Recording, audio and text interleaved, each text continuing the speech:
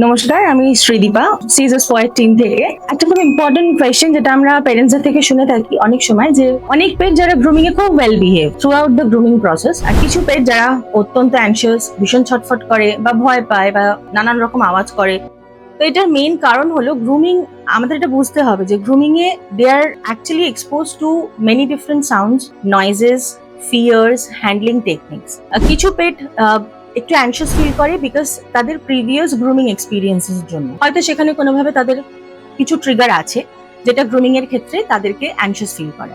আবার যখন একটা বাচ্চা প্রথমবার গ্রুমিং এ আসে, তো সেক্ষেত্রে কিন্তু সে অত্যন্ত ছটফট করে। তাকে গ্রুমিং এর জন্য আমরা ধরেই নিই যে একটা পেট যে 4-5 বার গ্রুমিং এ আসে, তার থেকে এর ক্ষেত্রে আমাদের বেশি সময় স্পেন্ড করতে হবে। তো ডেফিনেটলি পেটদের প্রত্যেকটা পেট আলাদা এবং তাদের সেন্সিটিভিটিস, তাদের বিভিন্ন সিচুয়েশনে রিয়াক্ট করার টেন্ডেন্সি সবকিছুই আলাদা। তো সেই ক্ষেত্রে প্রত্যেকটা পেটের বিহেভিয়ারও গ্রুমিং এর ক্ষেত্রে আলাদা হয় এবং সেটা খুবই স্বাভাবিক, এবং সেটাকে আমরা চেষ্টা করি তাদেরকে বুঝে সময় দিয়ে সেইভাবেই হ্যান্ডেল করা।